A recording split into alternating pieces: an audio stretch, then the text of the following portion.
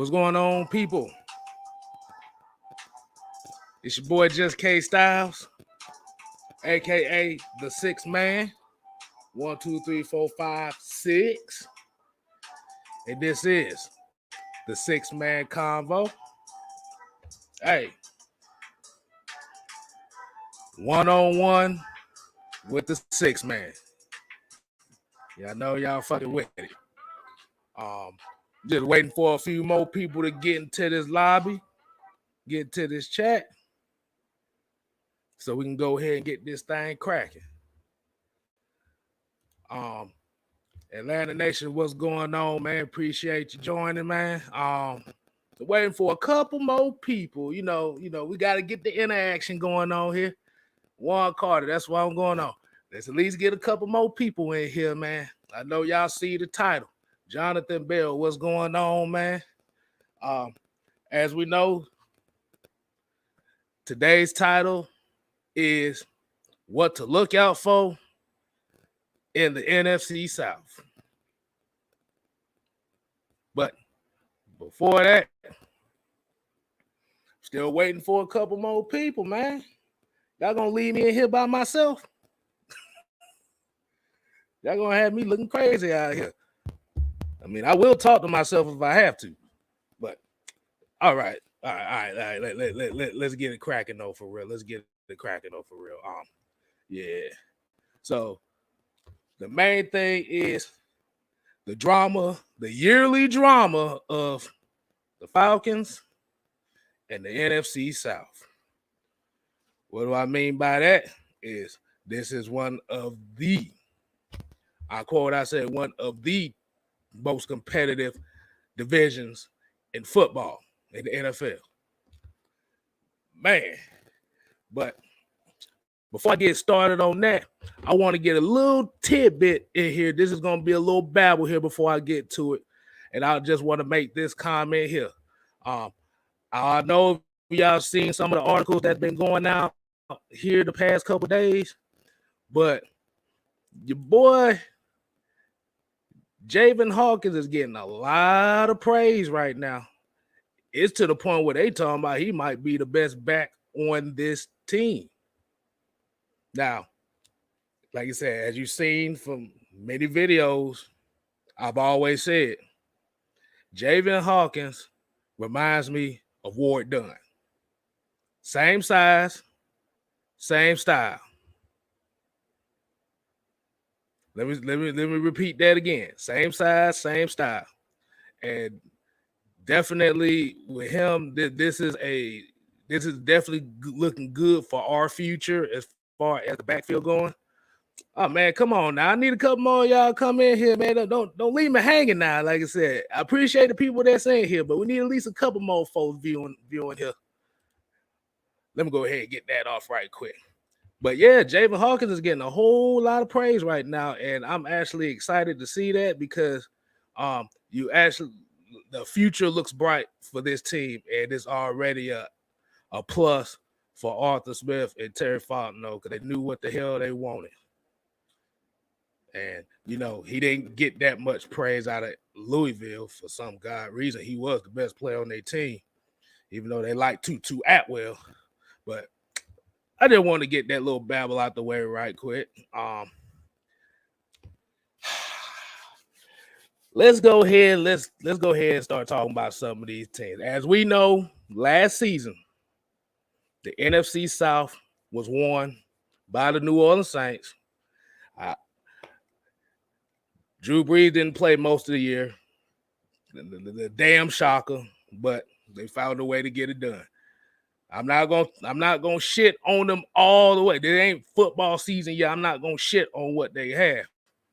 But with Drew Brees retiring, Jameis Winston and Taysom Hill battling for that quarterback, the number one QB spot, it's all about trying to find an identity for him.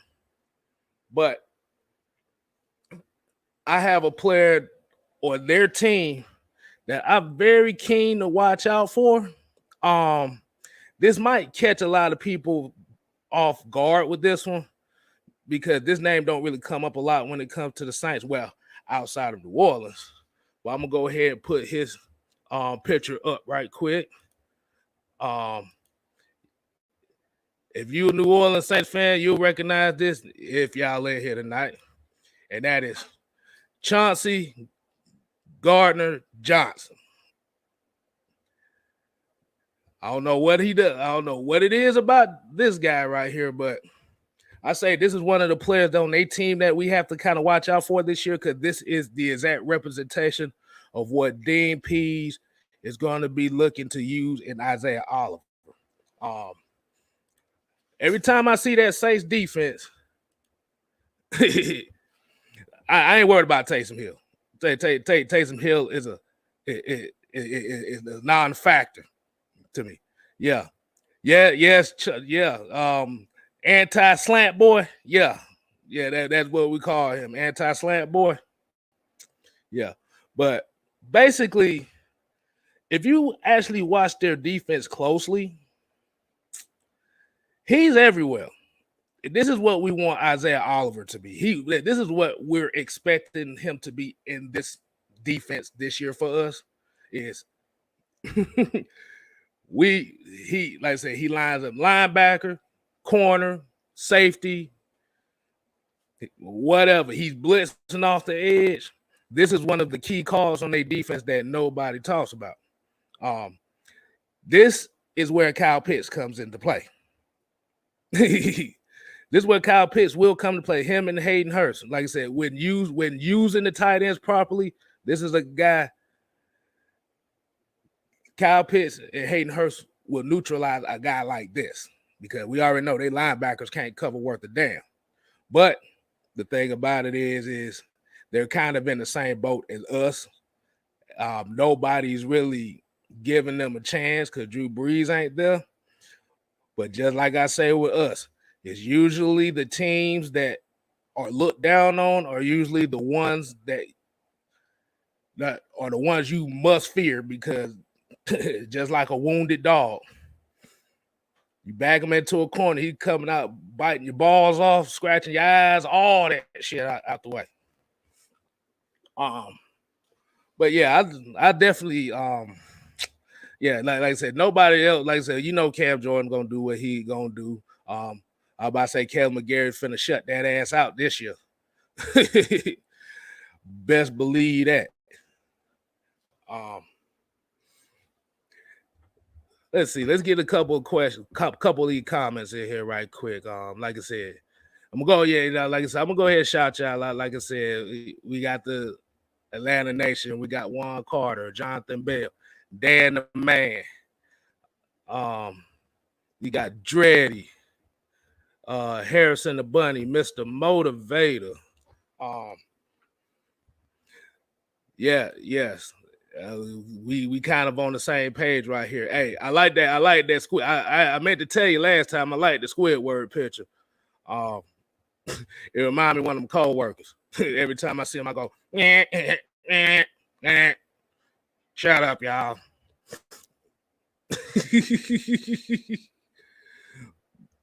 But Harrison the Bunny, man, you know you got to do better than this, man.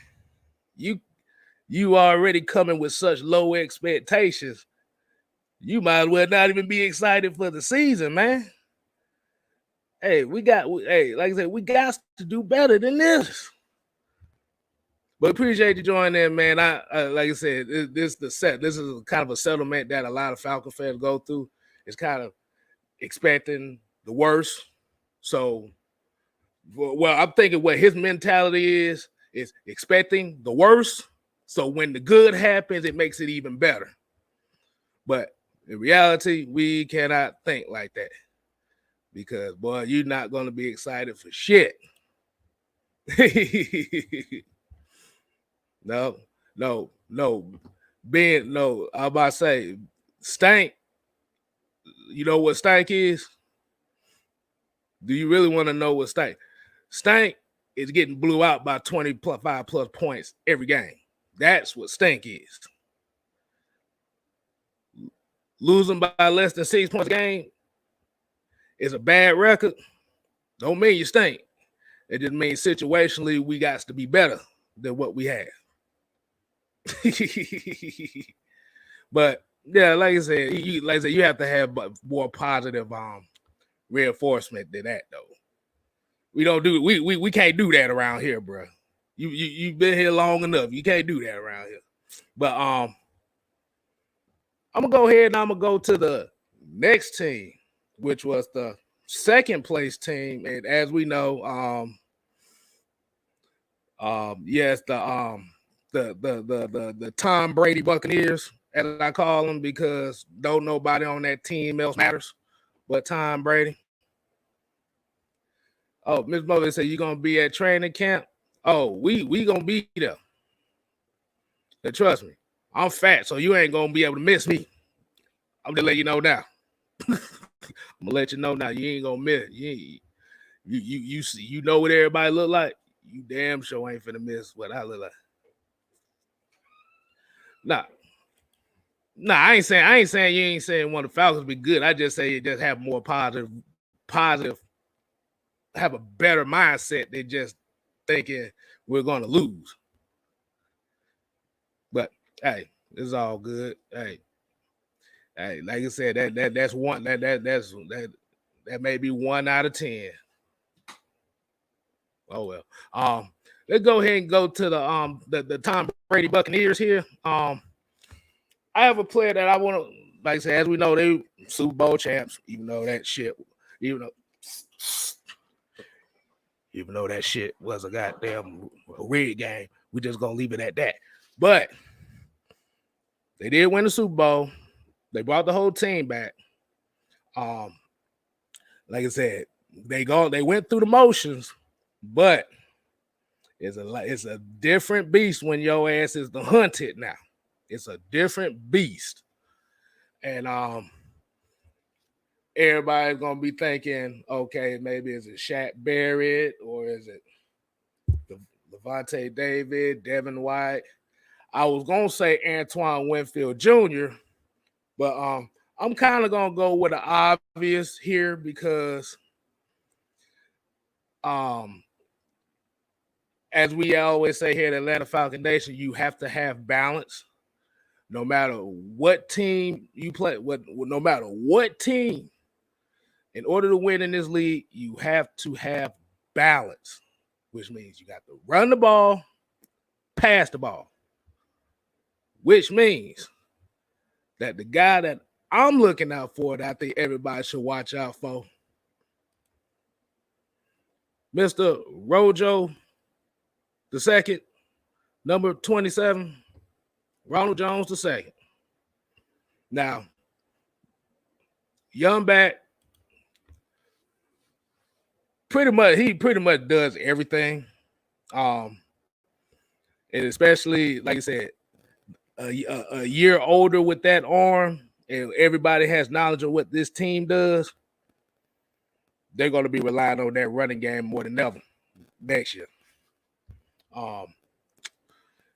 Was a leading rusher. Oh Lord, what the hell? Oh wait a minute. Who look like Manny Fresh? Oh wait. Oh, I'm about to say I'm getting another nickname too. Boy, I'm about to say next thing you know, I'm gonna be Cash Money Records just by myself dealing with y'all asses. Bucks ain't sweeping nobody. I guarantee that they ain't sweeping nobody. But yeah, Rojo in that running game is going to be key for Tampa Bay. Like I said, you got to have balance. That's all I'm gonna say. And if you watch Mad Mike, and like I said, y'all make sure if y'all haven't checked out Mad Mike Sports, he's pretty much talking about the players to watch out. He put out the Saints yesterday. He put the Panthers out today. He might put out the Buccaneers today, but he might do that tomorrow. But y'all be on the watch for that. Okay, AJ Evans, you said Vita Vea. We already know what Vita Vea can do. All he does is go eat the space up. Like I said, that is I'm trying to think of a good acronym for him. Y'all remember Helfer from Rocco's Modern Life? That's Vita Vea. But you ain't going through him. He's going through you. So that's the boy and Rage is gonna get that. Yes, Cash Money Records. We're gonna get K Styles' Cash Money Records tonight. But I ain't rapping. I'll stick to my Bone Crusher though. But I want to see what y'all think. I want to see what y'all think so far. Do y'all agree with Ronald Jones, or do y'all have? Okay, I saw the Vita Vea one, but do y'all have another guy that might be in mind to look out for? Somebody. Let's see. Atlanta Nation said here pretty much the job of the note. Yeah. The nose tackle was a wall. That's what Vita Vea is. He's a wall. But in order to have that wall, your guys behind the wall gonna have to make the plays. But if you ain't got the guys behind you to make the plays, the wall don't mean a damn thing. But they got the guys to make the plays. Hold on. He's I'm mostly concerned about our defense because it's doo-doo. I'm about to say you do know Gilbert is not here no more. This ain't the cover 3 defense no more. This is not the cover 3 defense. I gotta repeat that. Yes, it's not the cover 3. This is not the Sukihana Amber Rose slut walk defense. It's not it. Because how worse, to be honest, and I'm gonna ask the people in the chat here honestly, how worse can the defense can't get no worse than what last year was. So they can only ascend up. And you got the perfect guy to actually ascend you up into the middle of the pack. That's all the Falcons defense need to be. They don't have to be top 10. They just have to be middle of the pack. But they have to get key third down stops. They have to get turnovers. Then they have to get sacks at the right time. So, like I said, this ain't the Gilbert defense. This ain't the Norman Smiley defense no more. Dean Pre's gonna bring a different attitude. If we still had Julio, well, Julio ain't here, so either you're on or you're off, man. That's about as real I tell you. Either on or you're off. Because it sounds like you coming up with a whole bunch of negatives and stuff. Still my peoples though. But let's see what Jonathan Bell got. I think coaching is a big reason why defense. Yes. And that's what a lot of people tell you. Good players cannot overcome bad coaching. Quoted by Bill Belichick and Randy Moss. What more can you say?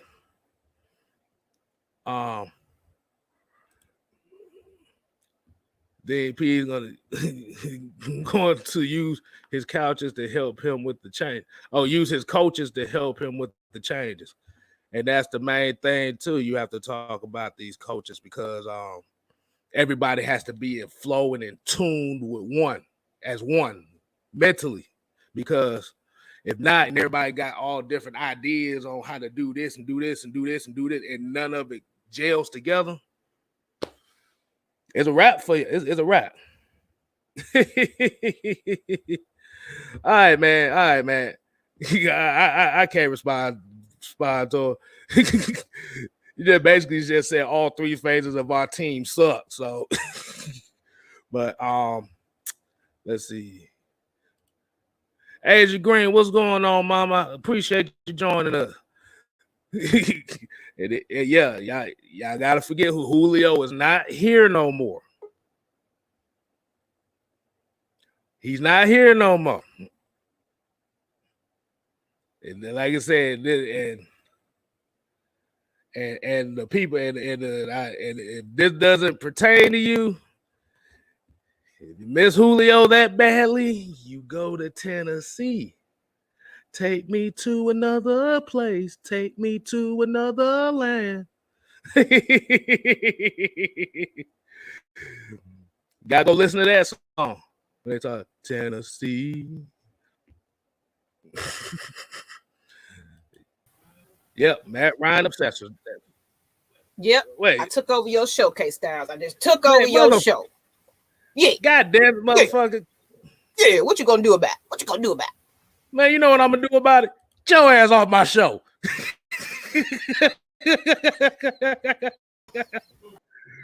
But for real, what you got? Hey, come on. You got the intermission. What's up? Remember me, I'm the producer, the owner, the operator. You cannot cut Miss Maggie T. Anime. What the heck is wrong with you? Anime. I run this operation. Anime. What do you want? Hold on. One Carter, what's up? Mr. Motivator, what's up? Harrison the Bunny, what's up? Asia the Green and all that. Everybody, what's up? Put Miss Maggie T in the chat because I'm running this thing. Hey, I'm about to say we can cut the whole show right here and just let it be all you. No, bruh. Keep going. Hey. What's up? You know, I'm about sick of you. Guess what, y'all? I just want to jump in your stream and just say, hey, what's up to everybody? Miss Maggie T is working. Y'all follow my Instagram. I'm working on this meet and greet people. We're going to have some special guests possibly in the house. Like Maggie is out there networking people. Get the word out. Be in ATL for November 7th. For real. I just wanted to promote real quick. Follow my Instagram at Miss Maggie T and follow everything that I'm doing. Just did a wonderful meet and greet with Mr. Jay Howell, a wonderful R&B artist last night with my feature artist, Icy the Rebel. Y'all going to hear a lot more from her very soon. Got a celebrity photographer that I'm going to be working with some shoots. So y'all get ready to look for some pictures. The picture I posted is not the photographer thing. I was just playing around in the studio with some things I'm doing.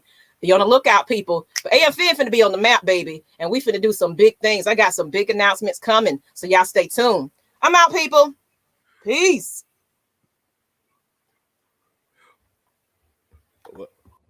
Well, that was your 2-3 minute intermission by Anime.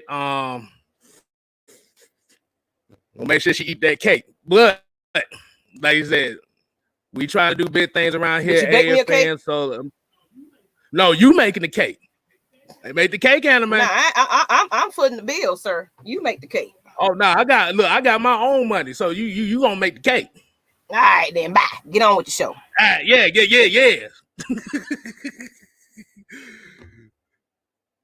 I'm gonna come in here trolling, man. Whoa. How she get to come on K-Styles and I can't come on? I didn't say you couldn't come on. Because I do what I want. Damn it, no. How y'all go? I can't come on. She come on. Bruh, I went away for 1 second to get me something to eat.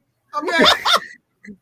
And you on the show. I'm like, who is this talking? Who is this talking? And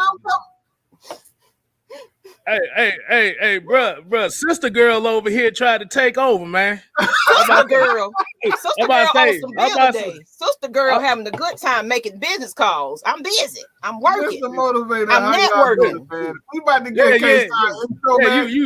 you busy just turn this all into just Maggie T and the fellas. That's what your ass can do. That's right. Ain't nobody here to see you, Otis. Otis is. Damn it, I'm not Maggie T. Show him some love, all right? Oh, yeah, that was me posing as a Barbie. Thank you. See, y'all highlighted my accomplishments. I pose as a Barbie in my little skinny legs and everything. I'm skinty. But I'm trying to get thick with it, people. I'm working on my crunches and lunges and all that. I'm trying. I'm about to say you built like a crackhead, Barbie. So you know what? That's all right. People love me. Crackhead. Since you want to come in and take the hell over here, we might well turn this into a damn AFN comedy hour. Oh, AFN comedy hour. Thank you, Mr. Motivator. I'm glad you see my picture. Thank you. I was beautiful last night. I enjoyed myself with Miss Nikki V, my Lush Exchange co-host. She was in town in the A. We was all up in the city riding limos. We was having a great time, y'all. It's going to be a big thing for the season, so y'all be on the lookout for some more announcements. Let me get off this man's show so he can have his. Look, y'all might as well go ahead and stay. Well, come on. What you talking about? What's the next topic here? What's the topic? Yeah, I was about to get to the Panthers, but goddamn it, I went through the Saints. I went to the Buccaneers. Now I'm going to the Panthers. Oh, I don't even know what the hell I'm talking about no more. Y'all, you know, they logo and they stadium sound roar. It's like it needs to be done. No, it's not roar. It's not. It's roar. Roar. You gotta do the hand like you gotta do the hand just you gotta like roar. But no, everybody, I'm about to be doing some professional modeling soon. Y'all be on the lookout for some Atlanta Falcons Nation exclusive photos soon, people. We getting ready to get in the studio and get some stuff done. Like we finna be rebranding, a lot of things finna be working. We got some things coming, people. AFN finna be on a new thing for the new season. Y'all better get hyped. We trying to get in them streets, get into tailgate, training camp. We're going to be at the open house on August 7th. I'm going to have my family and my team. We're going to be together. Oh, man. We're going to be modeling number 2 pencils. Whoa. Oh, my God. Don't worry about it. Don't hate. Don't hate. Don't hate. Girl, as long as I've been cracking jokes on your ass, you already know. It don't faze me, K-Star. I got thick skin. I know it don't faze you. I need thick thighs. That's all. I need thick skin and thick thighs. Somebody help me out. You need some cornbread and biscuits. Hey, get some of K-Star. He got enough for everybody. All right, Kawhi Leonard. I hear you talking up there. Tony, I'm having a wonderful time because I took a leap out on faith. I'm invested full time in this. Can I shut up? Can I announce, please? You started it. You started it. I'm sorry. No. Anime stuff. Miss Maggie T started all this. That's hilarious. Roar.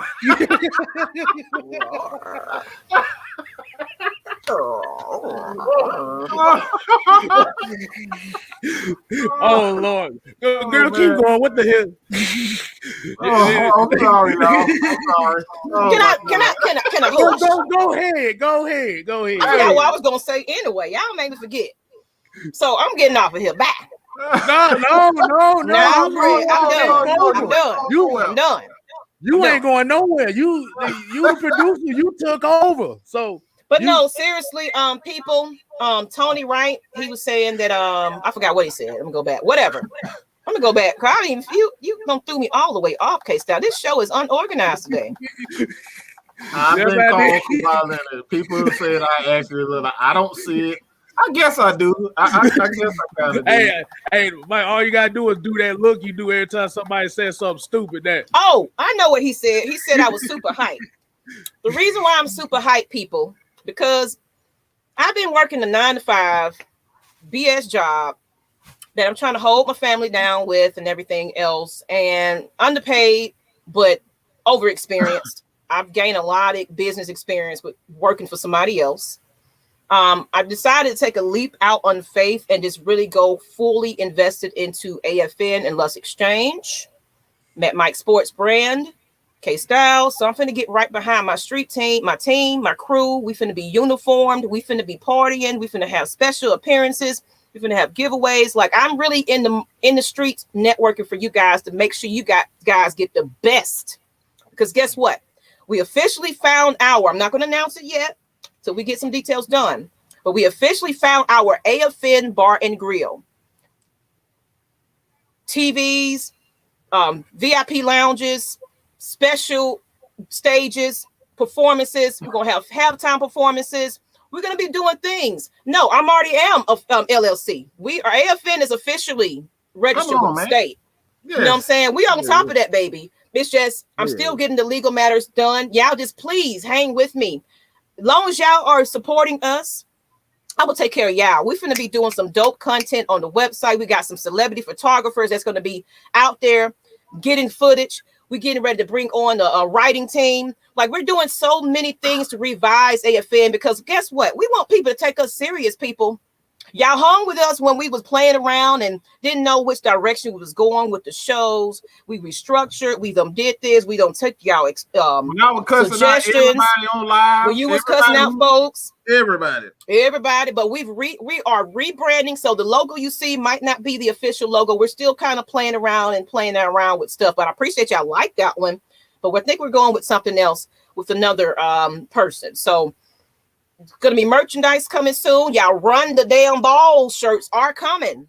If you let me know right now, if we make these official AFN shirts and run the ball, you will buy them.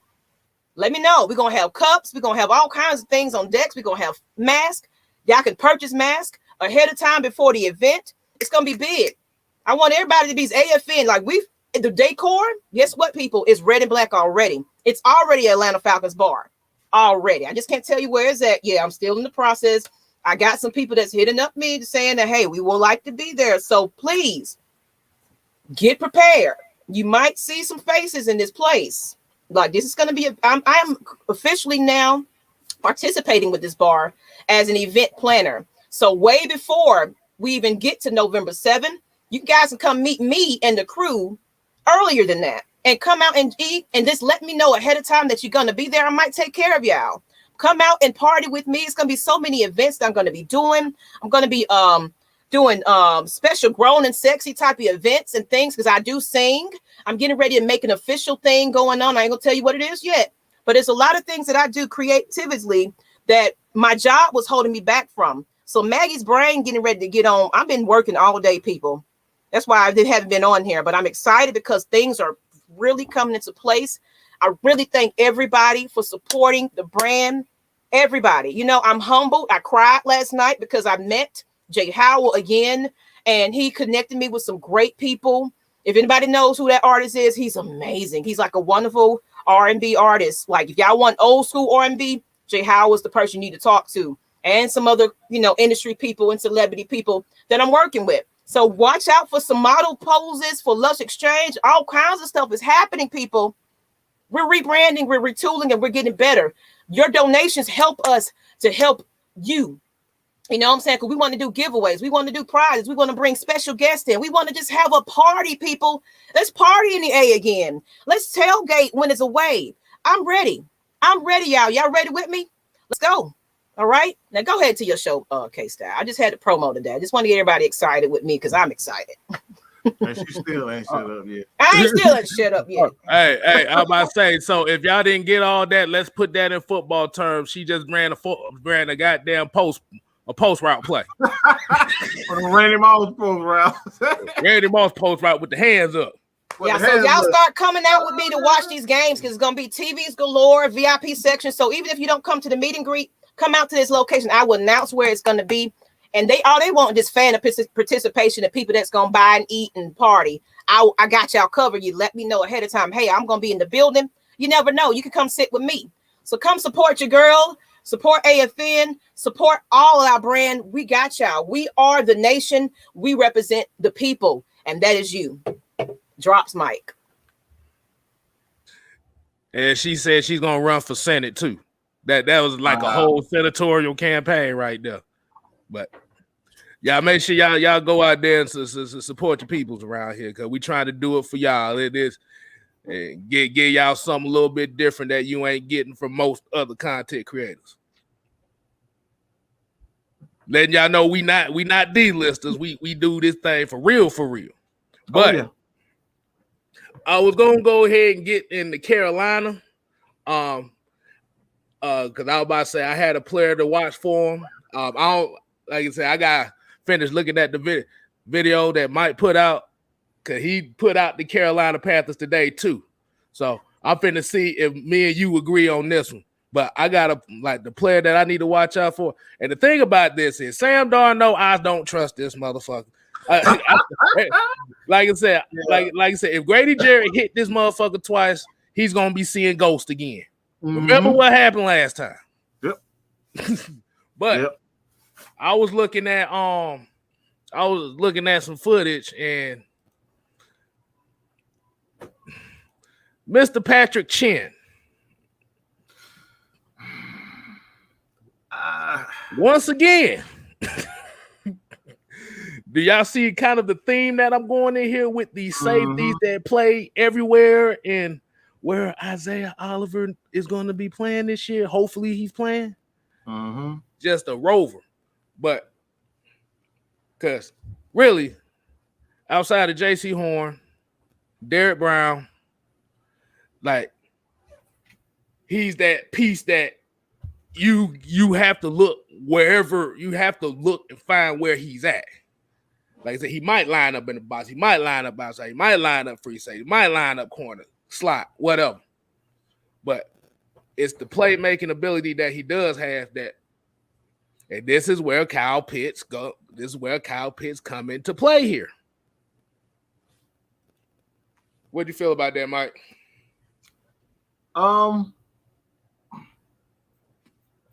You kind of have a point as far as like Chin is concerned. Like I did have him. I thought about him when I was doing my 3 keys, 3 players to watch. But like I completely agree as far as Sam Darnold is concerned. Like I don't trust that dude. Like you pray for the Jets and you like people always make excuses like, oh, you don't have the players around you. Like that still doesn't mean you got to be fucking shit, total shit. Like that dude has been total shit. Like everything he did was garbage. Like he was inconsistent as a thrower. Whether it was short passes, middle passes, or deep passes, he was inconsistent with that. He saw ghosts, like you said, running from what I don't know who he running from. He probably running from Casper the Ghost and the Ghost of Bruce Lee. I don't know who the hell he's running from. I'm glad you just say that because he does kind of look like Casper though. If you pay attention to him real closely. How you a ghost and you afraid of ghosts? Yo, hey man. Like like I said, if he see ghosts, he's gonna be playing like the Marshmallow Man. Right. But so I totally agree as far as Chin, and I think this position is coming back, and you probably know this player. I think everybody know this player, but like this player made that rover position when he played with Oakland. And if I say Oakland, you probably know where I'm going when I say this player. Number 21 from Oakland, he was that rover. And I'm talking about Charles Woodson. Charles Woodson. I thought he was number 24. It might have been number 24. I say 21. That sounds like Sean Smith. And last time I remember Sean Smith, he was getting burnt down the field. No. It's He was in Green Bay. Sean Smith. No, he always had 21. No, he always had 21. He had 21 in Green Bay. He had 21 in Green Bay. Okay, that's probably why I'm getting from. All right, yeah, it's probably Green Bay that I'm thinking about. But like, I think the NFL is turning towards like what Charles Woodson used to be and what kind of kept him going because he was that rover. Like they really built that defense. I think it was. It may have been Rob Ryan who kind of created that position because he ran the rover not only in Oakland, but he ran it in when he was with the Saints also. So like that rover position is coming back, and that's why I think Isaiah Oliver is going to be playing, like you said. Yeah, and you forgot You forgot about the ultimate rover too. Troy Polamalu. Yeah, that dude. Ooh, that was the ultimate rover growing up. I would like that type of player you have on your defense is definitely a weapon. But in order to be an effective rover, you have to have the good ball skills, which they all do. And I think Isaiah Oliver does have the ball skills. So we good. You just gotta, you don't want to leave him on a boundary. Like you really don't want to leave any corner on a boundary like that. Like you can't leave any. Like it doesn't matter if it's AJ Terrell. Like we saw what happened with AJ Terrell. Like didn't have any safety. Like he was able to keep up with him, but if you don't have a safety to kind of keep guys like Henry Ruggs and Mike Evans, honest, you're gonna have some trouble. Right. Right. Land Nation here said not every player that's in a bad system isn't bad. Just because people say you're in a bad system doesn't deny the fact that you are bad. Well, that sounds like a nursery rhyme right there. Sound like an Eminem type of that boy just spit a bar on y'all asses. But I get what he's saying though. Like I say, it's just all about timing and its situation. I kind of agree on that. But like I said, good players can't overcome bad coaching. They can't.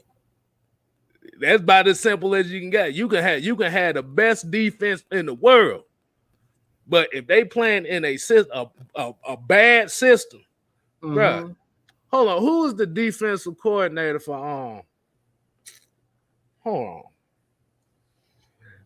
Just think you had a defensive coordinator that consistently, and I'm saying consistently, dead last in the league every year. Like I said, the good players can make the plays, but at the end of the day,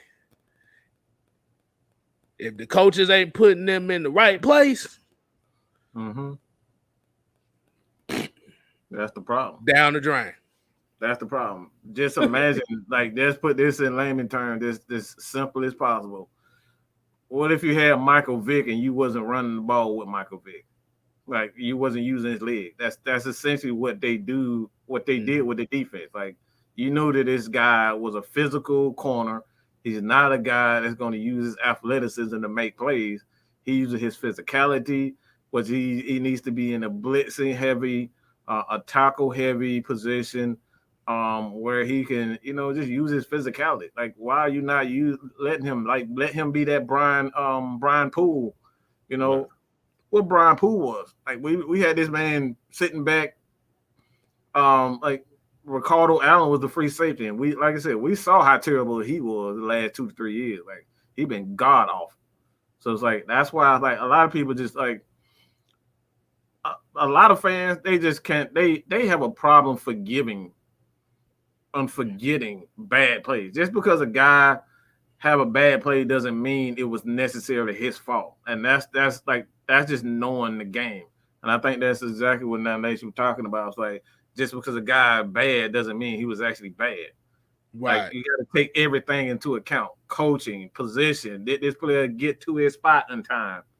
Did the defensive line, did they actually get a pass rush? Like, all that goes into consideration.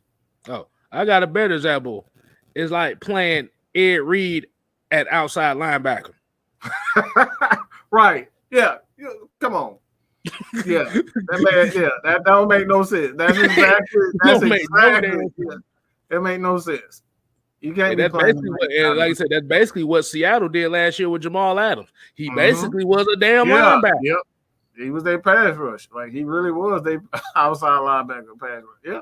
Right. So yeah, you got to know. That's what I said. The right coaches. I see. Malik Holmes said he played Matt Ryan at wide receiver.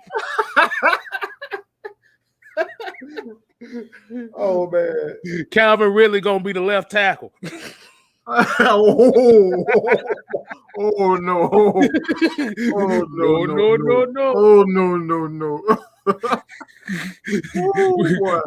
We're gonna bring back Jamon Brown and let him play wide receiver.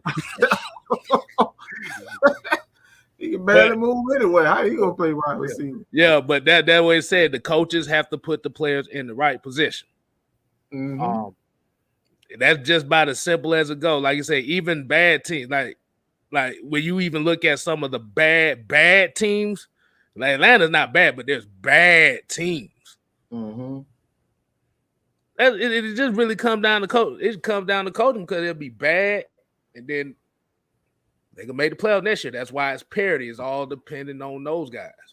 But yeah, like I said, the Falcons cannot take none of these teams lightly in this division, as we know every year. Basically, Tampa Bay is like the odds-on favorite to win the Super Bowl again this year, win the division, all that shit. They got one problem though. They went from being the hunters to the hunted. Yep. And that's a whole different mindset. And those players don't know what it's like to be hunted. Mm-hmm. And plus, Tom Brady 43 years old, so it ain't like he can't carry a team. He's not. Are you talking about Methuselah? He's 43. Methuselah, like that's why I got. If y'all check out my my video, my 3 players to watch for each team, Carolina Panthers. We're doing this for the NFC South.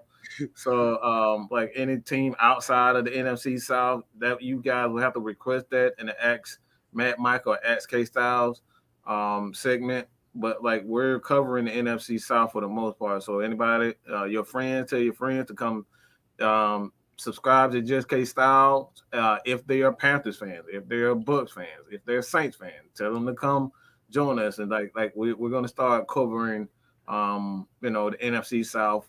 We may not like cover it like we cover the Atlanta Falcons, but again, as upon request, that's what guys got to ask for that type of stuff.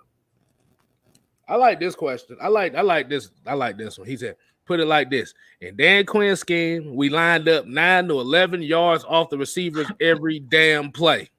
How the hell you gonna stop the NFL receiver? Give him 9 yards of space. Oh, yeah. Like I said, that's why we call them the only fans defense, because they wide open every time they get on the field. They bust it wide open on the field. That's why them 9-11 yards is always open. I hated to see Trufant so far away when Trufant was just such a physical corner as you come in here with the stank face. What in the world was that? She came in here with the Miss Pat-Man face on y'all asses, boy. I'm running on caffeine right about now, people. I know. You damn know. Yo, I'm about to say your ass is sweating over there. I'm on business mode. I ain't slept all day and since last night. I'm running on steam, people. So I'm about to crash in about 20 minutes in a minute. So just hang in there with me, people. Mm-hmm. What am I doing, Mr. Motivator? I don't know. I'm just bored. I've been working all day, so I'm ready to play and go to sleep. Oh Lord, why'd you have to say it like that? Because now you got these motherfuckers gonna be tripping, talking about I'm here to play. They were like, play man. What? But let's see. Yeah, let's get a couple more comments, because I actually have one more topic that I want to talk about as well. Mm-hmm. He said he had true front running a bell technique, which was not his strength. Bell technique, you got to have good ball skills. Like, yeah. Trufant didn't really have. Trufant got good hands. He don't got good hands, so that was just dumb from the beginning. Like, you can't be, telling the guy who have bad hands to go catch the ball. Like, that's just crazy.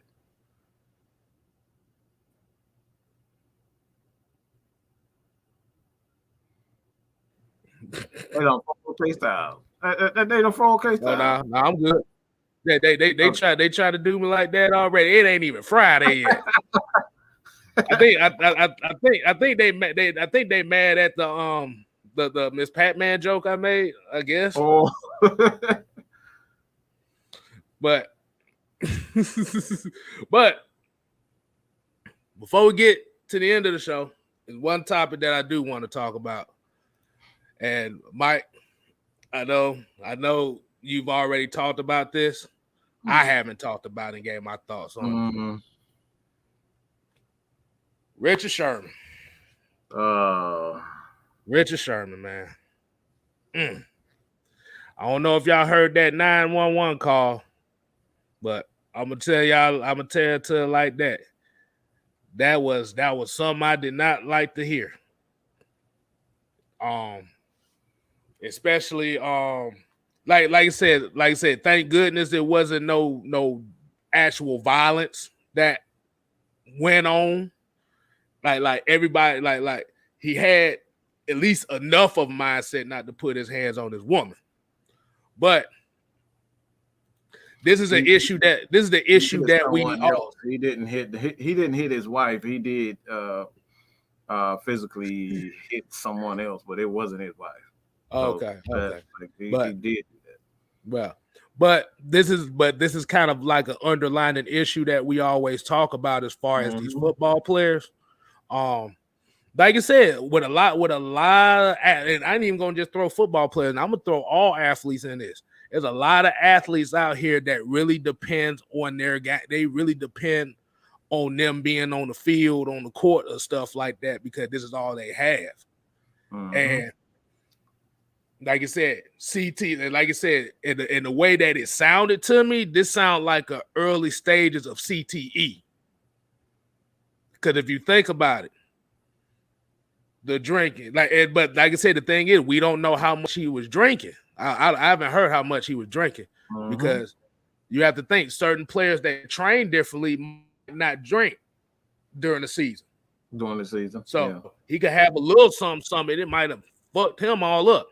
But this is what we talk about as far as the because bro, that dude, the wife said, man, he's drunk, he's arguing with people over here. He talking about he want to kill himself.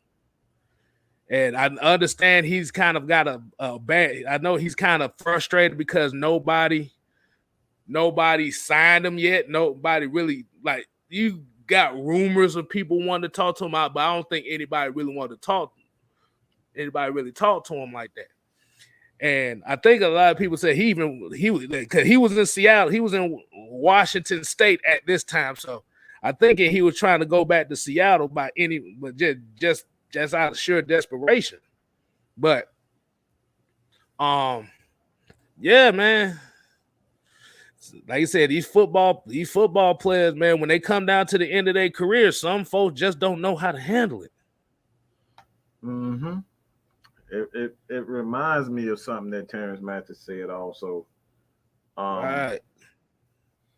And see, that's why I like to come and have these players on as much as possible to kind of figure out like the inside, the mentality of not only the organization but the players. But like he stated this is like I think this is one of those things that I don't think he's crazy.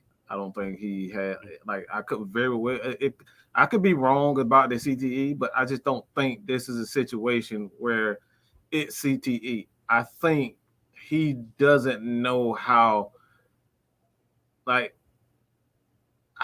to transition away from football, because a lot of these people, like, they've been playing ever since they've been 5-6 years old. So it's been like nearly 20 years of just football, and then all of a sudden player teams don't want to pick you up, and you looking back like, okay, wow, like damn, like I'm still Richard Sherman, and he's clearly not the same player.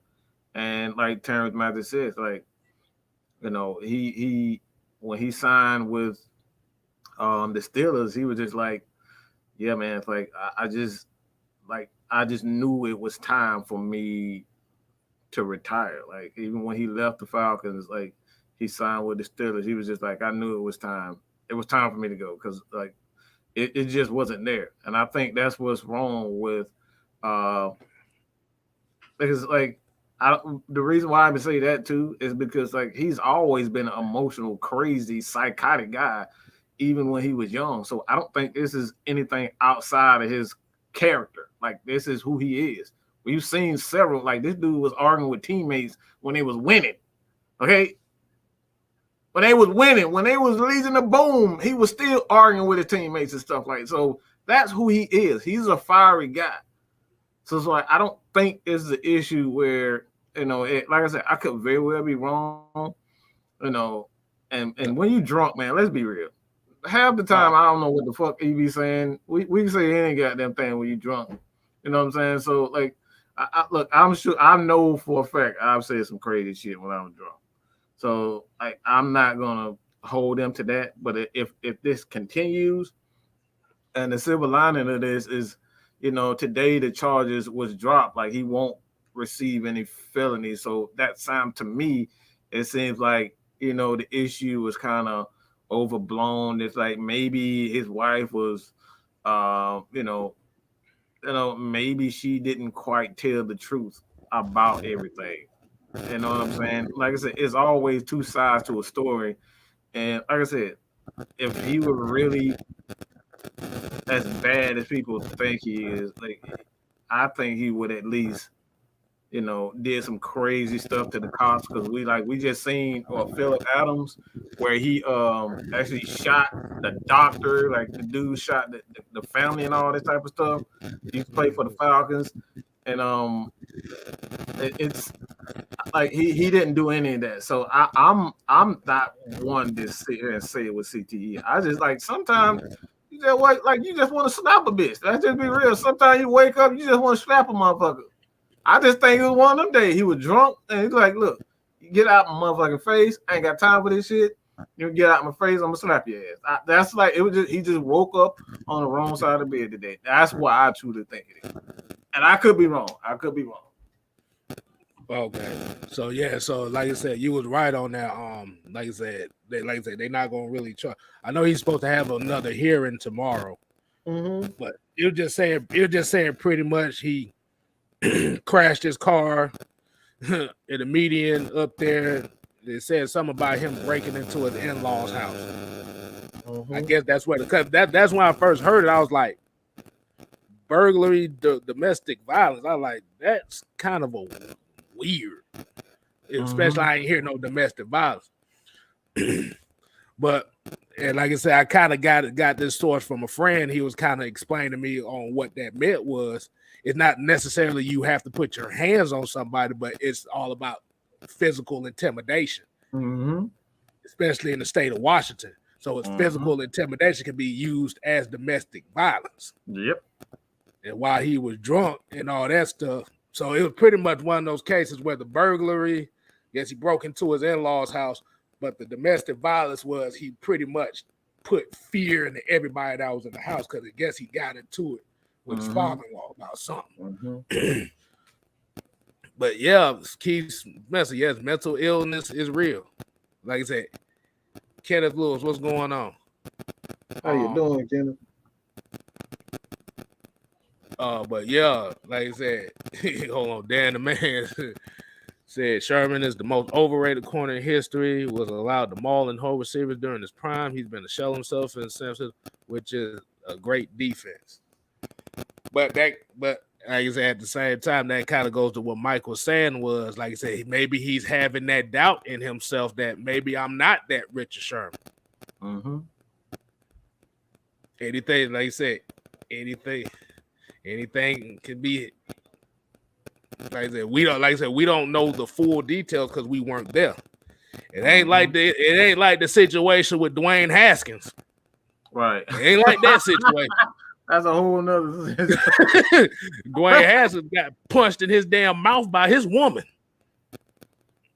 I don't know what that was. I gotta read more into that one. You shouldn't even let a woman. She knocked some teeth out. He must have slept around with some exotic women. What her name is? The boxer that turned MMA. What her name is? Cleo, whatever their name. Oh, man, I can't think of her name. You know what I'm talking about? The boxer that turned MMA. I can't think of her name. Man, somebody like that, like bro, like how you let a woman get that close to you for one? Exactly. Damn that. Man, you lay on her or something. She ain't about to punch. I'm about to say, boy, you better catch that right hand or something. But like I said, it cointells to what we're talking about. Like we talk shit about these players, about how they play on the field. We could talk about how bad their performance is, but this is the things where we don't know what goes on in the house that these guys are dealing with. And this is the respect of the football, of the athletes that we have to give. We have to give them their due diligences, because even though they're playing a game, we don't know what's going on at their home. You don't know what they're dealing with. Like you could have like relatives that are just greedy and they just want to take all your money, and then you know what I'm saying, like they end up, you know, he comes home, he just want to just sit down and have him a beer, and then next thing you know, he look at his phone and see, you know, $500,000 being spent, and you know they just say, oh, he's just drunk, but like you don't know that man, y'all probably don't spend every dime he got in his bank account. And we up here, you know what I'm saying, you know, we up here calling him crazy and all this type of stuff. So we don't know what happened, man. Like I said, man, my thing is this is like this is why I made the video on Mad Mike Network, like sit your ass down, is because like bro, you gotta be smarter than that. Like I don't care what age, what the circumstance is. You gotta be smarter than that. Especially as a celebrity, you gotta be smarter than that. Like you gotta get your ass away from that because they looking to make examples out of not just like every type of celebrity, whether you Donald Trump, you know, white, black, Mexican, Asian, like they don't care. If you have any type of status as a as a damn celebrity, man, like. Oh man, that man said boyfriend. Hold. Hey, yeah. He said, hold on. Here you go. He said, I found Ricardo Allen, but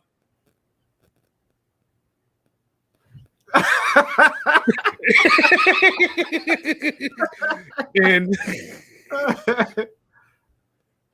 yeah, but I'm about to say, so I can. Good. I'm about to say, hey Mike, I'm about to say, and I'm gonna ask the people in chat. Do y'all watch a channel called I Am Athlete with Brandon Marshall and Chad Johnson in them? I heard about it. I haven't seen it yet. They actually had an episode that was called Date Night, but they featured Antonio Cromartie and his wife. And all 20,000 kids he got. But the thing is, and like I said, this is the homework that I ain't gonna say this is homework, but what I'm gonna say is like dealing with at-home issues, like when he retired. So, like I said, his wife still had the animosity because he had all them goddamn kids. He got a whole school, he got a whole college full of kids. Right. I think so he had like 10 kids by 8 different women or something like that. So. But when you saw it, it was something like that. From her. No shit, he got like 6 to 8 baby mamas, bro. Wow, I did not know about that. Damn. Cause what it is when they was talking like the couples night, and they was kind of getting some grievances out and stuff, cause you could tell on the show that him and his wife were still kind of had like some problems at home, and she kind of explained it as far as him having all these kids by these different women. Well, damn. So that's what we talking about. We don't, and like I said, and they said she kind of held that animosity with him from his whole career. So with him not playing anymore and him being at home, so now they working through stuff. Whew. Wow, but I didn't know it was by 6, 7 different baby mamas. Yeah, but ain't nobody finna top Phillip Rivers' ass. Phillip Rivers got like 15 kids, bro. He got about he got enough kids for he got enough kids for every game of the season. Boy, I thought Shaq's ex-wife, I thought she was a damn trooper pushing out that big ass kids. Big goof ass kids. This motherfucker pushing out 16 kids. I like, God damn, that bitch ain't gonna get no rest. But moral of the story is sometimes, like I said, the athletes, like I said, when you don't have a plan behind the game, it puts your mindset at a different perspective where it's like, I don't know what to do. what can I do here? Mm-hmm. Like you said, they've been playing football since they was 4, 5, 6 years old. That's all they know. That's why you got a lot of football. That's why you got a lot of football players taking all these ESPN jobs and stuff like that, because that's the closest thing to what they know. Mm-hmm. Oh man.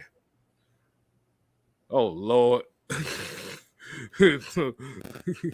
Antonio Cromartie, Willis McGahee, Sean Kemp, Le'Veon Bell, and Nick Cannon all have at least 6 or more kids by different ways. Bruh. See, the only thing with them, since they got the funds to do it, that's why they do it. But when your ass got my funds, you can't do that. You get ghost, boy. You gotta disappear. Your ass better move out the country. You never get another paycheck ever again. Exactly. But the only difference with Phillip Rivers is all his kids is by his wife, so they're Mormon, so that's right. What they do. They fucking have kids. That's what they do. Damn, I hate to put it like that. But you're right though. That's all they do. Fucking that's all they do. I remember I got recruited to be a Mormon. Well, you talking about uncomfortable? Like, bruh. That was the worst day. That was one of the most uncomfortable days I've ever. Like, you thought Jehovah Witness bad. Them Mormons, boy, they'll try to sell you a dream, bro. You get your big house. You have 4, 5 different women. Like, okay. At what? That sounds like. What I think hold on. Here you go. You be like, what Cat Williams say? He was like,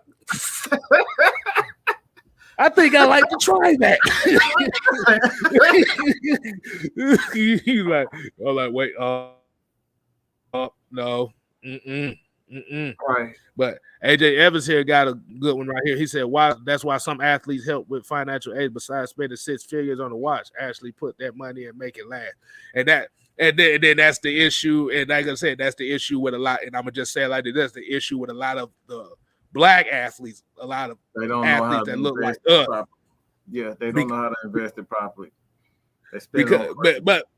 But you have to think about it. When you're growing up, when you're growing up and you're playing football like that, the only thing that they teach you, I'm talking about the people that's around them, is, oh, you're going to be in the NFL. You're going to make lots of money. But even they don't have the common knowledge of, or the basic knowledge of investing in businesses and stuff like that. You got some athletes, you got some football players that already got that knowledge coming up. But the average, let's just be honest with you. The average football player does not grow up in a motherfucking rich ass family. Broke people can't teach you how to be rich. That is right. Really that simple. Exactly. You have to learn that. That's why you actually that's why I kind of wish that these high schools nowadays will actually get away from teaching the bullshit that they teach and start teaching more about economics and financials and stuff like that, because that's more important than what's 5 times 3. Well, now you still need that mathematics. Like that's more important than need chemistry. Who the fuck gonna sit there and put them crazy ass like PO2 right. A B D. They're like, motherfucker, I ain't using that bullshit. Like, bro, I went to North Clayton High School here in College Park. Right. The fuck chemistry gonna do for me? You gonna do a damn thing. Only chemistry that we know is the hose. That's the only chemistry we damn know. Whipping them pies. That's the only chemistry we know. Whipping them pies. Exactly. Yeah. Russell Okung, they're like, this is one of the guys right here. He put some of his salary into Bitcoin. Oh yeah, I read about that too, because what happened was he had $13 million. This was back in 2004 14, I think 14 or 15. So what he did was he took his base salary. I heard about that. Yeah, he took his base salary and put it into Bitcoin. So it went from 13 million to 23 million just by doing that. Because that's what a lot of these players are doing out there, putting their base salaries into cryptocurrency. Yeah, you made me think about it. I need to check mine right now. That shit been going up and down like a motherfucker. But the thing about it is going up and down, up and down, up and down. See, but the thing, and then like I said, that's the thing about like a lot of us is we don't learn this stuff until it's too late. Yeah, too late. Yep. But it's never too late. Mm-hmm. But the thing about investing is you have to think long term. You can't just think, and that's the thing. We want it quick. That's all we want. We want quick. Uh-huh. In the real world, you can lose that money as fast as you make it. Mm-hmm. As Vince Young. Oh yes. We I think we hitting them with some real shit right now. Oh, yeah. Them numbers done went up now. They hitting them with some real shit. Right. Hey, they need to know it though. This is what you get from AFN, man. We're not gonna bullshit y'all around. We're gonna give y'all some real stuff. And like Atlanta Nation said, all you need is reading and math. And it ain't even calculus you need. All you need is addition, subtraction, multiplication, division. That's it. Fraction, fuck the fractions. They don't mean a damn thing. I ain't never used no damn algebra. Calculus don't mean shit. I got a ruler so I can cut this and measure this, and that's all you need. Like, come on, bro. You don't need all that bull crap that they teaching. Who the hell gonna use some damn algebra? Let's be real. When the hell last time you used algebra? Bro, I couldn't even tell you. What is that? Acute triangle. What's the degrees on an acute triangle? Motherfucker, that ain't gonna do nothing for me. Once I leave I rotate sides. I paint walls for a living. Exactly. But that's also why, like, a lot of like really the only people that's really going to college now. And like I said, the only real people that's really going to college now are the athletes. Like the average people are now going to technical schools because you need something that's going to last. Mm-hmm. And then, like I said, when you got these football players that's coming out of college and got these agents are not telling you that you need to invest this money. The only thing they worried about is catching they 15%. Mm-hmm. Or it depends on the agency, you might have to cut 20%. That's all they care. Mm-hmm. Agent Green said calculus is hard as fuck. Hell yeah, boy! I was in the slowest class it was. They gave me the slowest. I ain't ashamed to tell you, I'm not no mathematician. As long as I know how to count dollars and cents, I'm good. But I took trigonometry. You know how quickly I got out that class? Hell no. Now, people says I'm smart as hell, but the thing about it is, like I squeaked by that motherfucker. I did just enough to pass it, but in reality, like I said, calculus, like it's like Asia, like I said, you keep it going. That's good. You get your college degree and do the damn thing. Mm-hmm. Yeah, never stop learning. Never stop. Yeah. She said she took trigonometry too. God damn, you smart. Girl, you're gonna be working at NASA here in the next 3 or 4 years.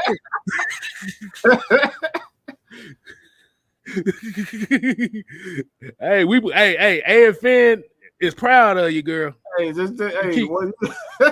We proud of you. You work for NASA. Just hit them with an AFN flag. All right, you go to the damn movie, hit us with an AFN flag. We be we up on the move with that AFN flag. She gonna be right up there with Jeff Bezos and all them billionaires that's flying into Mars and shit.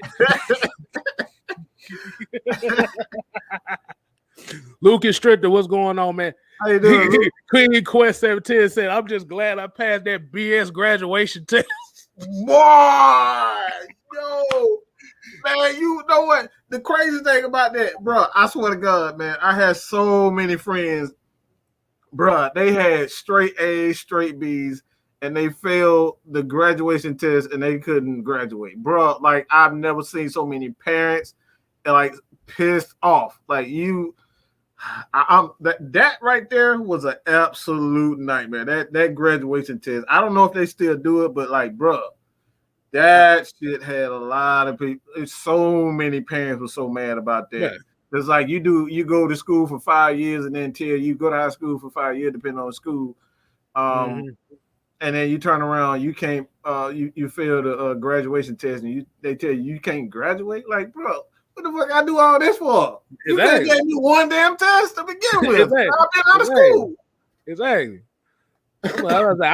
I got lucky when I passed my graduation test. I ain't studied for shit. I went out on a limb like, fuck it. B, okay, this look like the answer. I passed that bitch on the first try. I was good. I said, man, them SATs was another story though. Boy. I couldn't pass that SAT to save my damn life. I got lucky enough to spell my name right according to these two. Oh my God, man. Hey, man, you taking me back. Those some horrible memories in school, boy. Them damn tests or something, them damn finals. Lord have mercy. You talk about stressed out. Exactly. Ooh, boy. But like I said, the thing, like we just said though,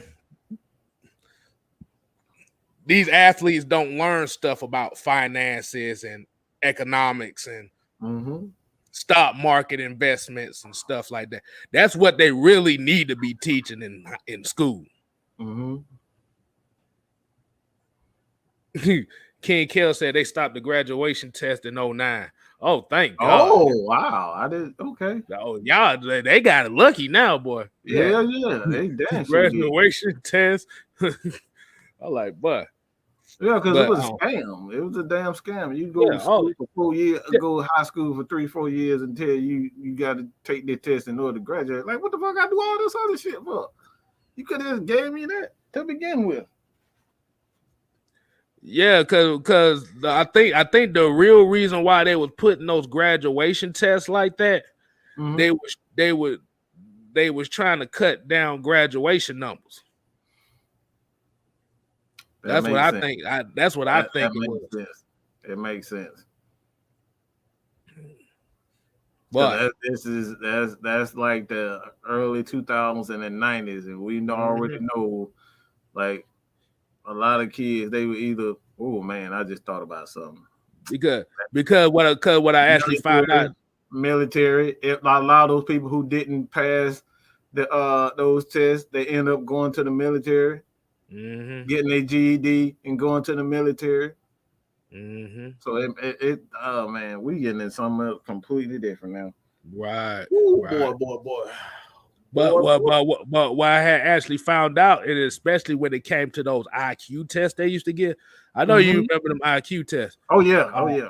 But what they were the IQ tests were actually meant to divide the racial lines, because what it meant for one group of people was different from another group of people. So it really didn't make no sense. Like I said, all it was just these colleges and stuff just wanting extra money, wanting extra money from the state. These high schools getting extra money from these states. That's the reason why they were putting these tests out. Because the more kids that fail these graduation tests and have to repeat, that's the more money the states give to the schools. So that's why they was putting all these goofy ass tests out here that didn't make no damn sense.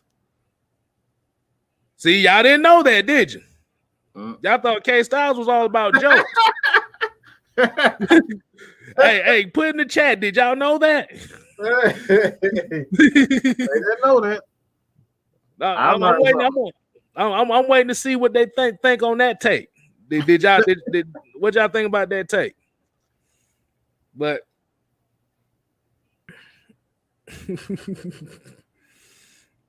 I failed one class in high school.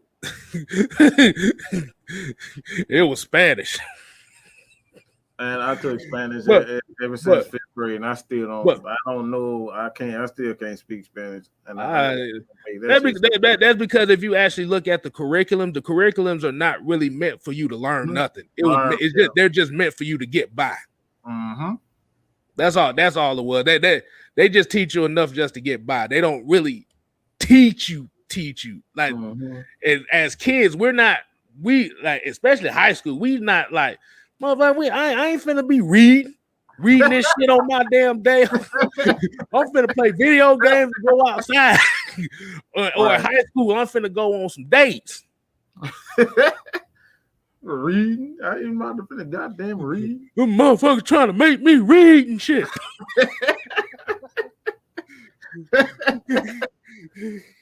Oh man, but yeah, like I said, that's the thing. No, you have to learn by yourself. You have to want to learn different things. You have to go out there and get the knowledge yourself. Get that knowledge, man.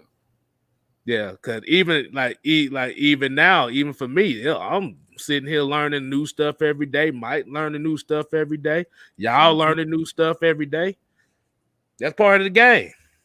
Hey, that's how I had to go out and learn how to build websites and coding. If you know anything about building website and coding, y'all ever seen? I know everybody done seen The Matrix, and you see all them damn numbers and stuff. Coding, bro. Hey, Mike, I'm gonna say it like this, and shouts out to Kwame Brown for putting this. He put this game out here a long time ago. He was talking about, boy, if you don't know coding, you fucked out here in the next 3 or 4 years. Yeah. You better learn how to code. And like I said, I learned that about I decided to get in that around 2008, I believe. And I was like I said, everybody probably don't know, but I'm a damn nerd when it comes down to like technology and like building things from the ground up. Like my great grandfather was actually a Marine, and he was in charge of like, the electrical issues as far as like the computers and things of that nature. And like he used to teach me things, so I kind of picked it up from there, and it kind of graduated towards building computers. I can build computers and all that type of shit too. But that's a whole nother story. But I'll say this: that 10 years ago, like if you want to get ahead and stay ahead, get your ass into coding and learn about computers right now. This is the time. Get off your ass and learn. Get books. There's so many classes. I spent like about $5,000 in just learning how to build it. And there's so much stuff out here. But like, stop being lazy. Get off your ass. Don't tell anybody else to do it for you. Learn how to do that shit yourself so you can be able to make some money. Learn to do it yourself. Yep. Because the main thing they trying to do now, they are electronically trying to kill the labor, the labor class. That's the main goal. They want to kill the labor class. Because if you got machines that can do the work for you, that's insurance money. That's liabilities that I don't have to pay.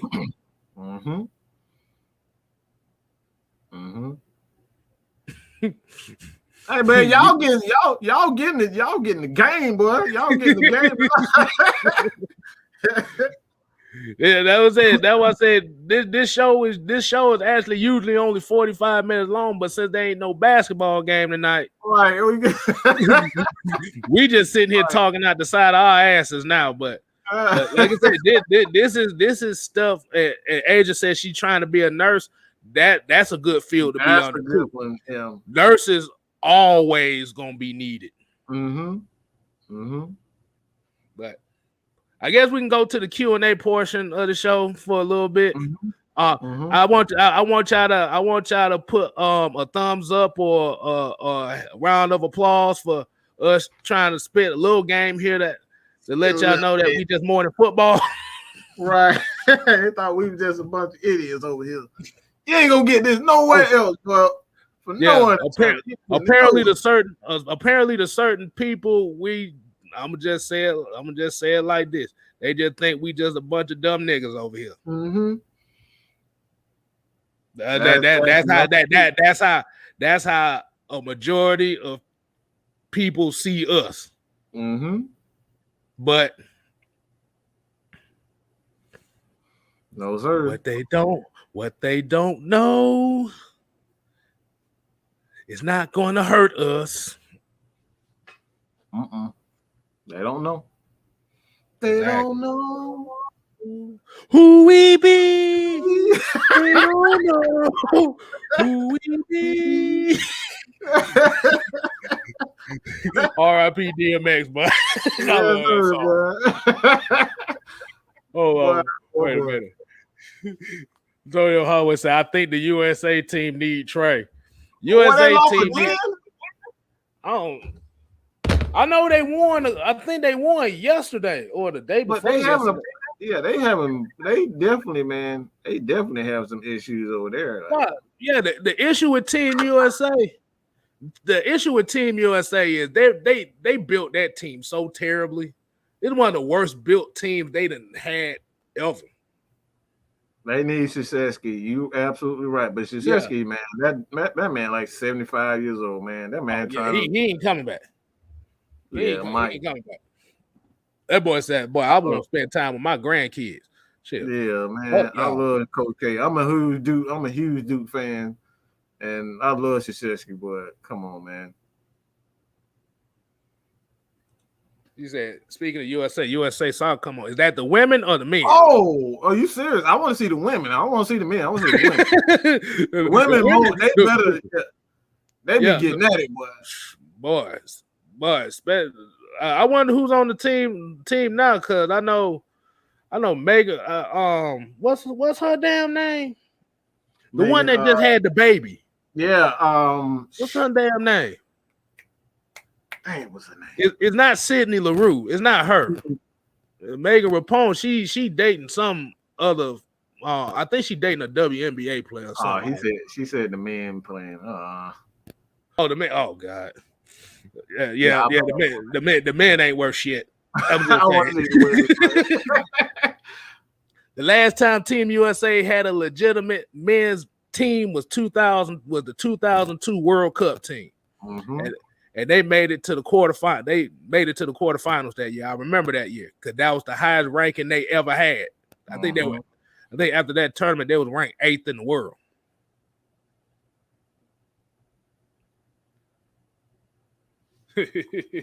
Oh God. King Quest said this team is built worse than the Bronx. Oh man, bruh, they have no point. Bruh, their point guard is Draymond Green. How do you build a team without a point? That's the first thing you should build. Bruh.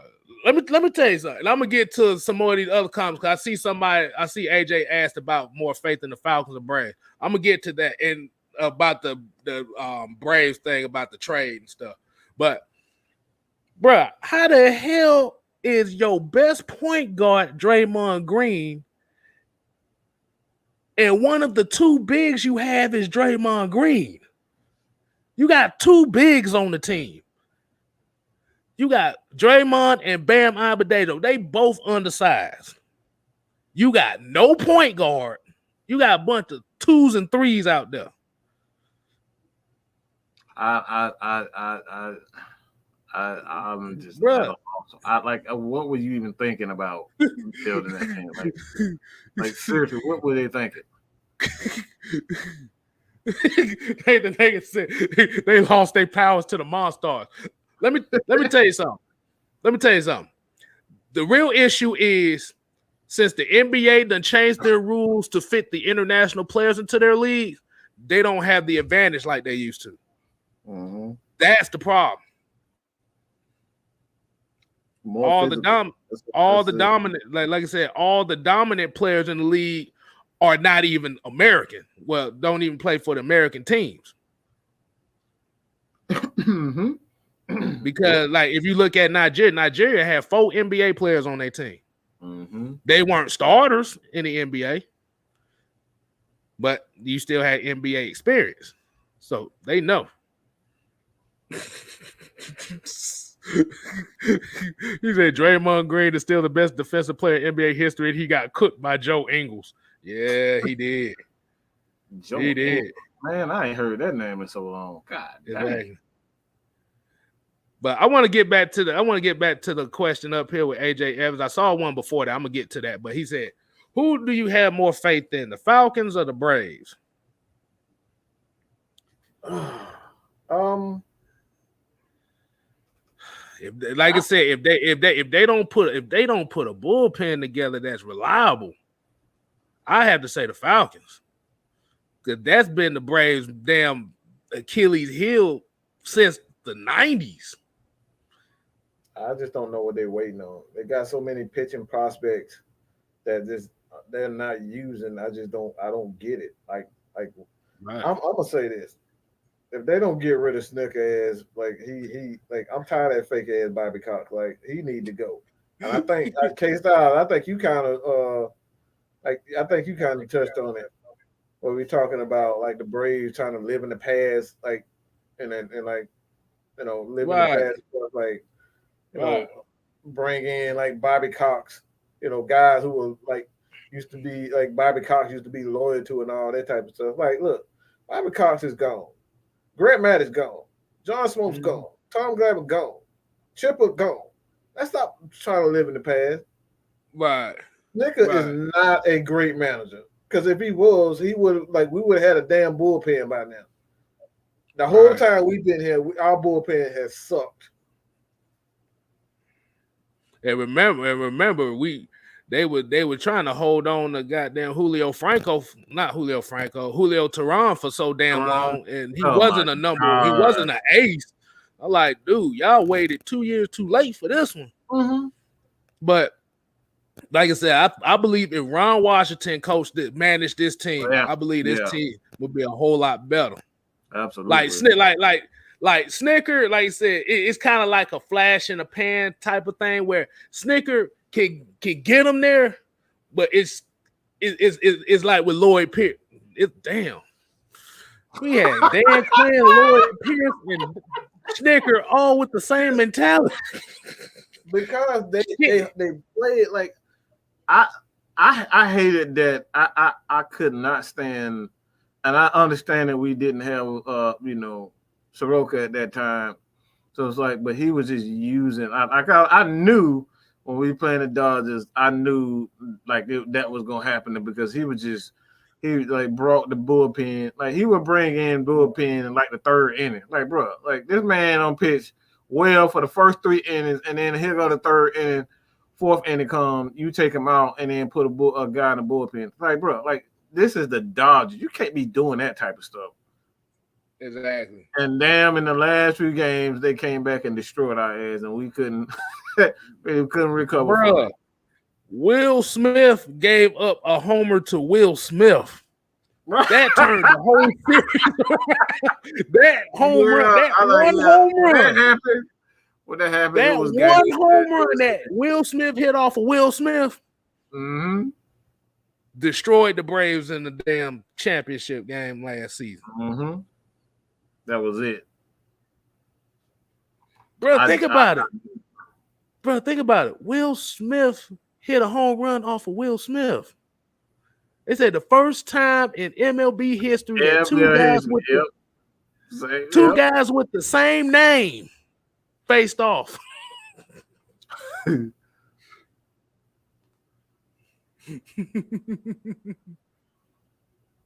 I never even thought about that. That's the first time I really thought about that. Bro, the first time in MLB history that happened. Exactly. Oh, Ted Sports Game. He made a comment earlier. He was saying that he liked this show. He said 90% sports, 10% real life. Hey, we appreciate it, man. Because we gotta have you gotta have conversations like this, either if people agree or disagree. That's what the conversation is for.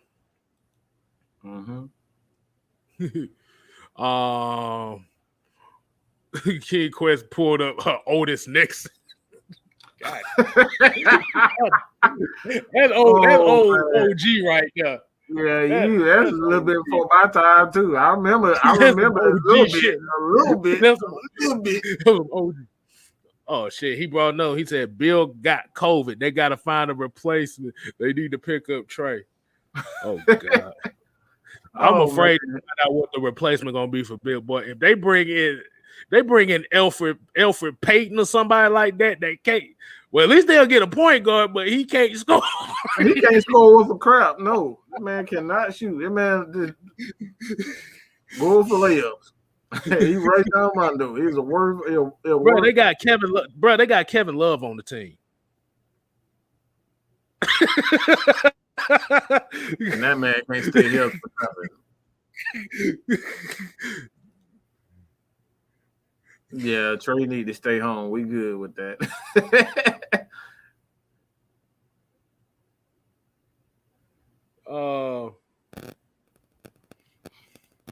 Hold on, we got a question right here. Joe Holloway said, "Which wrestler, past or present, would you like to interview?" That's a very interesting question. Oh, I already know mine. I'm about to say, if I had a chance to interview anybody, past or present, I'm interviewing Mick Foley, crazy ass. I need to know because I need to know.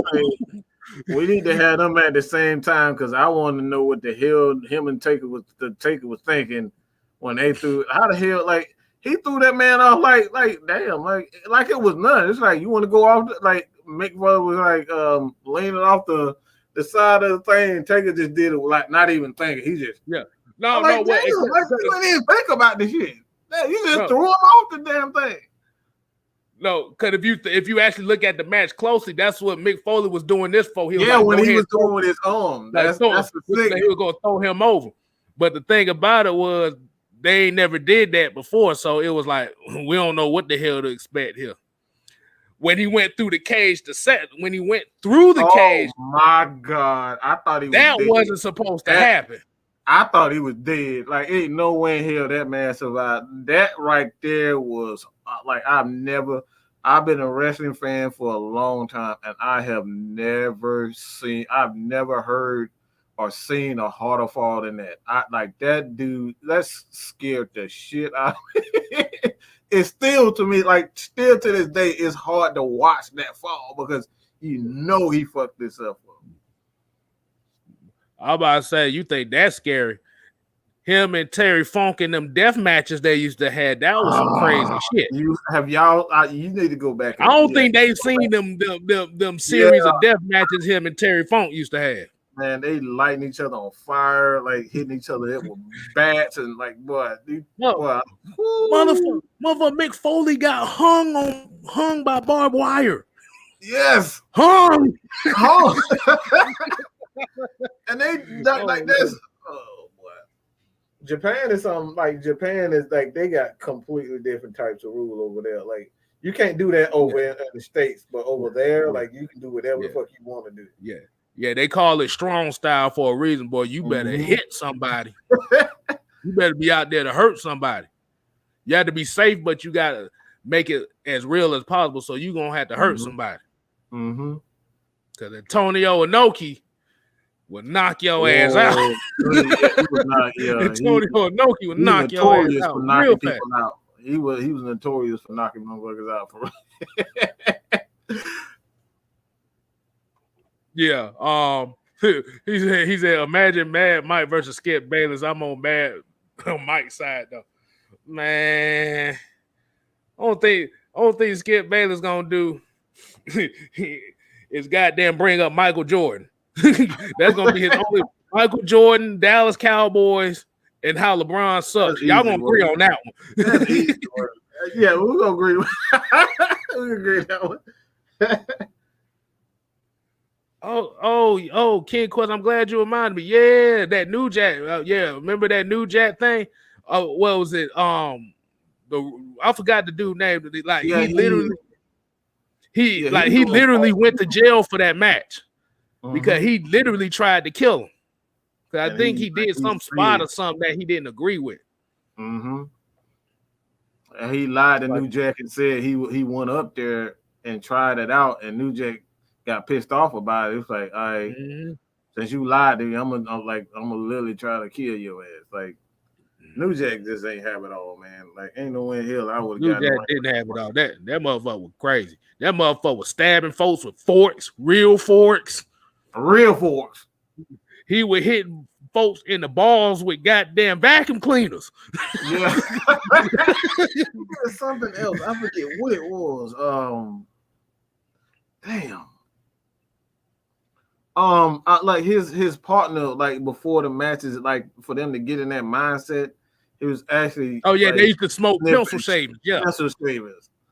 So like to get fucked up before the match and get like. How the fuck you smoke pencil shavings? The fuck is that shit? Bro, like, who the hell smokes pencil shavings? Like, bro, you kidding me?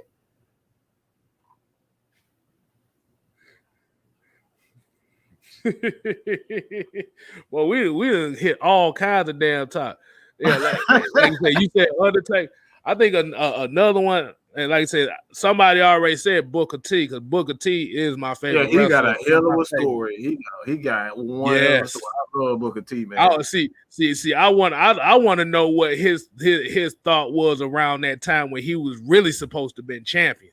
Mm-hmm. And Triple H reign of terror, goddamn. Boy, I hated that Triple H because you could tell that they was like that he was. I just when you go back and look at it, and then you look at the stories about how he like screwed over the Rock, you know, like he was going back saying shit about like they really did not like each other. Like they really like they say that shit now, but they really like he and Rock did not like each other at all. It's because like Triple H used to do shit. Look at this fool said, at least I broke you of wearing hats. I still wear the hats. I was just too late to put one on today. Switch it up. You gotta switch it up every now and then, man. Like I said, they get to see the natural hairline, which is kind of back here, but right. But that's the only reason why it's like that, because the camera is facing up on me. It's not on me. It's not facing down. So Nation said, are we gonna do any preseason games? We possibly could. Well, we probably will. Yeah, I think we should. Like you said, yeah, but it depends though, because you know them things be on a Thursday and stuff like that. 8 o'clock at night and shit. Well, no, you might not, but it might not be no right after the game shit, because all right, yeah, I gotta go to work in the morning. Right. if I'm still working at that time. Preseason game like at 7 o'clock, 6 o'clock at night or something like that. So like if it's a reasonable time, we probably do it like the next day or something like that. Yeah, next day. Yeah, next day probably be better, because we can actually exchange the notes and see what we saw and watch it again. Mm-hmm. Yeah, I can't wait, because the way, like I said, I'm ready to see these rookies. Oh yes, oh yeah. I ain't gonna lie. That Booker T, that King Booker gimmick was one of the funniest gimmicks I've ever seen in my life. I love that Booker T. I love that one. He said, King Booker. You know, he was like, Booker. No. Wait. What he say? Go and fetch me my royal wallet. Then, when he get pissed off, it's like, wait. Whoa. Oh, hell no. I'm like, Yusuke, what's going on, man? Oh, hell no. Oh, hell no. In his voice. Oh, hell no. Oh, hell no.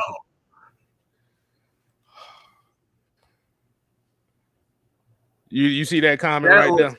Yeah, that was so damn funny, man. That segment was just funny as hell to me. that motherfucker came out the damn street talking about, hey, boy, he came out and he was like, hey, boy, you got milk. That motherfucker for milk. Yeah, I was about That's the exact what exact part I like. That right there, that was a hilarious part of the whole thing. But I'm gonna be honest with you, where him chasing Booker T through the goddamn bingo hall and churches and shit, that was funnier than the grocery store, bro. The grocery store shit was funny, but you couldn't top that. Bingo hall. Bingo hall. He was snatched the old lady's bingo card and shit. We're like, B16. That motherfucker said. Oh man, you go back to Peacock. You might make me go to Peacock and rewind that shit. I gotta see that.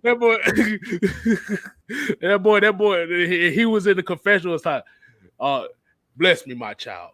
How have you been? He said, the Stoico said, well, I'm here to whoop a man's ass. You're like, say that again. I'm here to whoop a man's ass. That motherfucker darted out there. This motherfucker literally tried to hide under the pastor's booth. That shit. Oh my god, man. Hey, yeah. They did some wild, crazy stuff. I can already tell. Hey, because like I said, that used to be the Undertaker's manager growing up in the Indies. Yep. Him and Undertaker was always like this since the 80s. Mm-hmm. That's why he came to SmackDown and had that long run, because like they was real close. Mm-hmm. What was that? The group, it was Towers. Towers of Power. Towers of Power. Yeah. I think it was the Towers of Power. Yeah, because he had it was another guy that they managed with Taker. Yep. That's why he used to always put him and Kane in the match, in the tag team match with him. Mm-hmm. A 6-man tag team. What the Undertaker? Exactly. Hold on. Thoughts on the NBA Finals? This probably gonna be one of the last. This is probably gonna be the last comment of the night here. Mm-hmm. Thoughts on the finals? I have no fucking interest in watching this bullshit. I'm just gonna be honest. Bullshit. It's just not entertaining at all. And like I said, I wish them well, but I ain't got no interest in this shit. Right. Hey Jay, I about to say you might as well save it for Friday night. Because you caught it right around the end, but we'll definitely we can touch up on it tomorrow. But what I think about the finals, it's basically playing out. It's damn near playing out identical to when we played them. Only difference is Trey. Like I said, the thing is, Devin Booker has played badly in 2 out of the 4 games. Chris Paul played badly this last game. Mm-hmm. Like basically, Giannis can't be stopped. But like that's what it's all based on. That big stretch, Armstrong ass dude right there is getting all the points. But it's about, can Middleton keep up consistency to score points? Like, to be honest with you, I'm kind of like Mike. I really don't have no interest in the fight. I don't give a damn, really. But the issue now is somebody's got to win on the road. Ain't nobody won on the road yet. Whoever wins a game on the road is going to win the finals. But really, cares? It just seems like if LeBron can't win it, we're gonna give it to a European.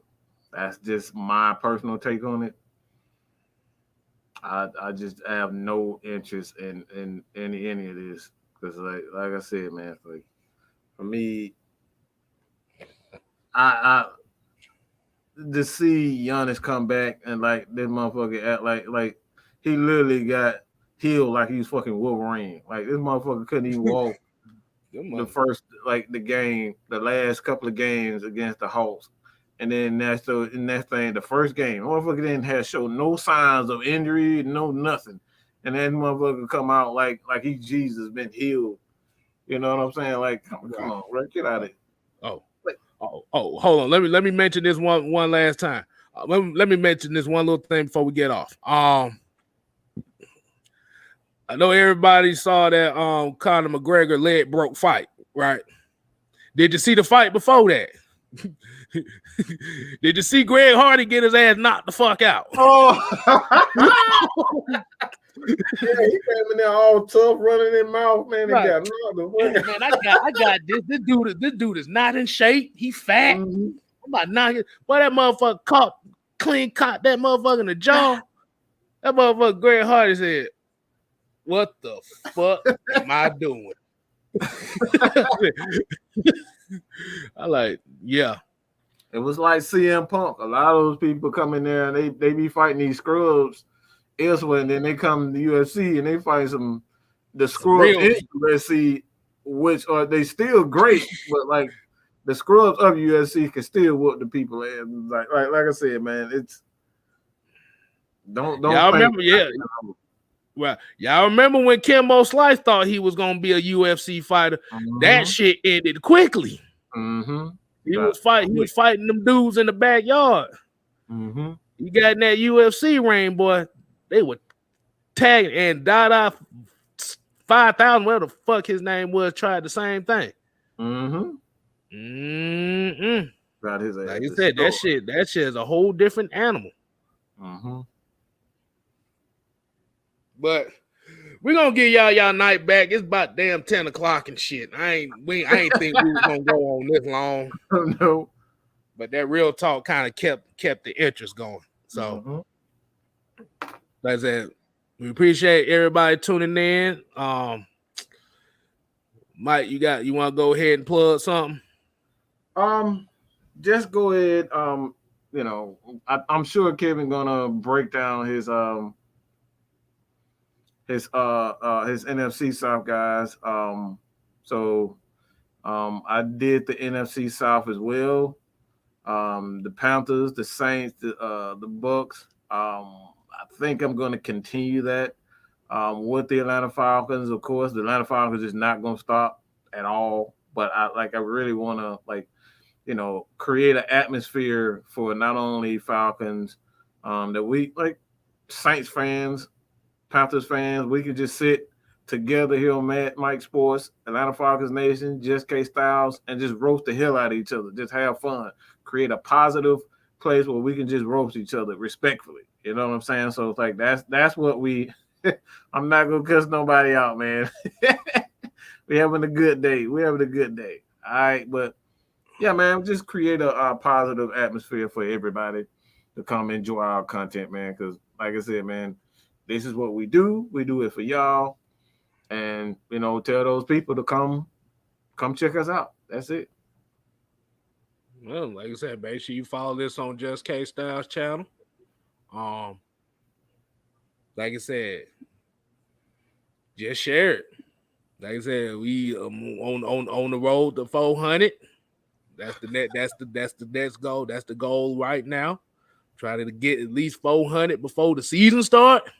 I'm trying to get 300 on my other channel too, Man Mike Network. Where I'm gonna do wrestling and stuff. Wrestling and I haven't decided exactly, but I really want to do wrestling over there, man. Mike Network. Shoot. Let me know, because we can get on that thing over there. Okay. We'll definitely do the wrestling. Get on that thing right over there. But yeah, so make sure y'all follow Just K Styles channel. Make sure y'all follow Atlanta Falcon Nation, which 99.9% of y'all are. But if you know somebody that is not, you tell them about us. Trying to get 2004 season start right there as well. That's all I got, man. Like I said, AFN, we ain't here to play. We here to stay. But you ain't got to go home. But you got to get the hell up out of here. Peace. Deuces.